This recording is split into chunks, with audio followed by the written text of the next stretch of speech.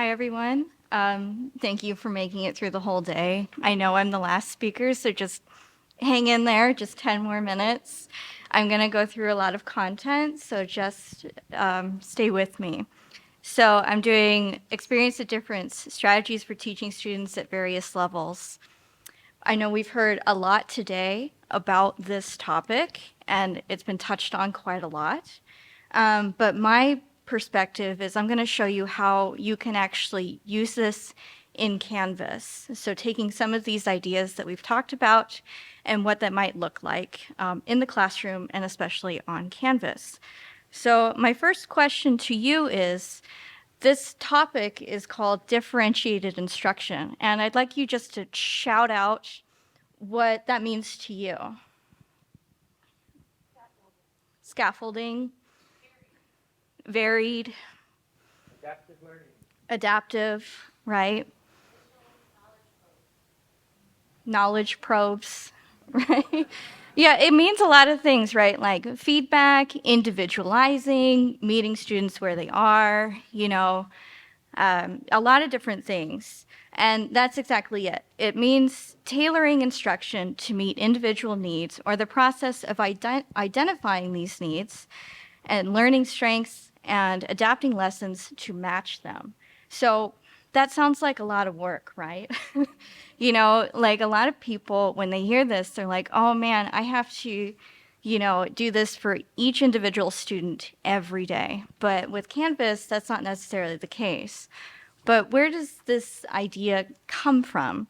It actually comes from like the one-room schoolhouse where, in the West, you had a town and you just threw all the kids into a single room with a single teacher.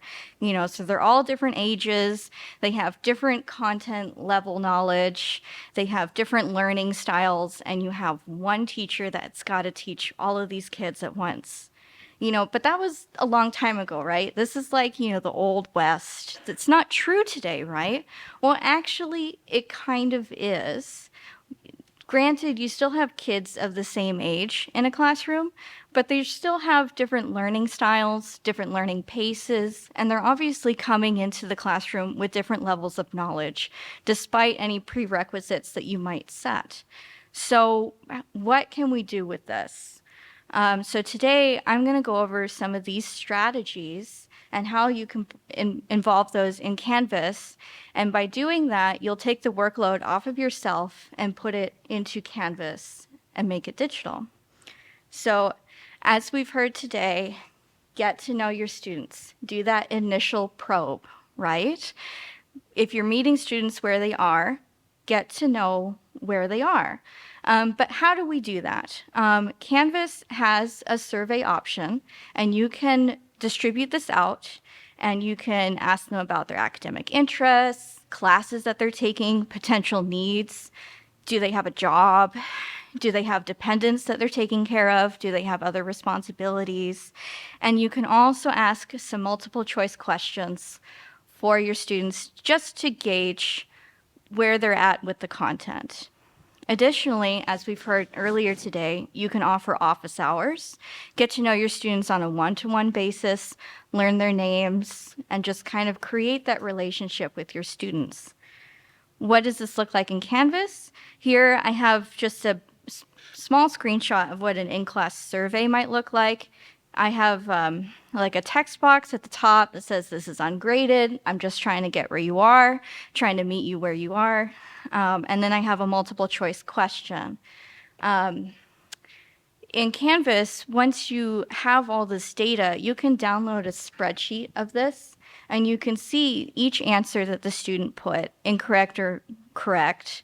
And you can also see the text boxes that they answered. So if you wanted to match people or gauge kind of where your class is at, you are able to do that. So what can you do with this information? You can do something called intentional grouping. You can create groups based on different skills or needs, similar or dissimilar interests, where they're at. You can use this data from the pre-class survey and create groups in Canvas. Or you can even create a project with a set of roles for each student to fill. So in Canvas, you can split students by a number in a group. So say I want 3 students in a group, however many groups that take. You can also say I want such and such many groups, however many students end up in that group. Or if you want more control, you can click and drag your students if you're doing it based on academic interest or other factors. So another project approach is just project-based learning. I know this sounds a little bit elementary, but college students also benefit from project-based learning. And as we've heard before, some people have mentioned these quarter-long projects with milestone assignments. That way you don't have this final assignment all the way at the end. You have smaller assignments that are meant to scaffold you and get more difficult as the quarter progresses. You can also do mini projects that give, like if a student's falling behind, they can do something for extra credit. Or if a student is way ahead, they can do this as an extra project and present to the class or something. And as always, in-class activities are much appreciated, more hands-on approach. So what can this look like in Canvas? Here I've created an assignment group in Canvas, much like you would have a module. And I've grouped all of my project assignments, the project idea, your research, first draft, second draft, and final paper. So you can see that they're all grouped together. The students can see what they are. And, you know, in Canvas, it makes it look very neat. But another type of assignment is you can have like a choose one of 3 assignments. You can have different levels. So if you know that some of your students, you know, are at a higher level and they need something more challenging, but some of your students need something a little easier, you can allow them the choice to pick. You can also do it by different submission types. So like one assignment could be an essay, one assignment could be a video assignment or something like that, so that they have, you know, just more choice. You know, and this, you might think, well, in Canvas, you know, what could that look like? Do I have to grade all 3 and like excuse them from the ones that they don't do? Actually, it's super simple. In that assignment group that you've made, you just click on the 3 dots and you can say, drop the 2 lowest scores.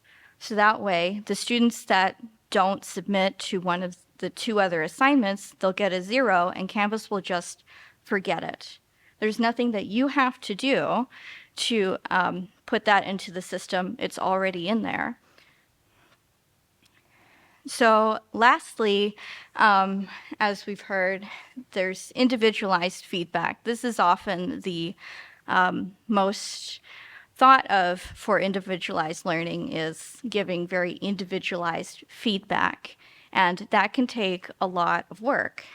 But with Canvas and with rubrics, it doesn't have to be the case. So as we've heard earlier, it's setting up the rubric is very important. You have to set very clear expectations. What does full completion look like? What does partial completion look like?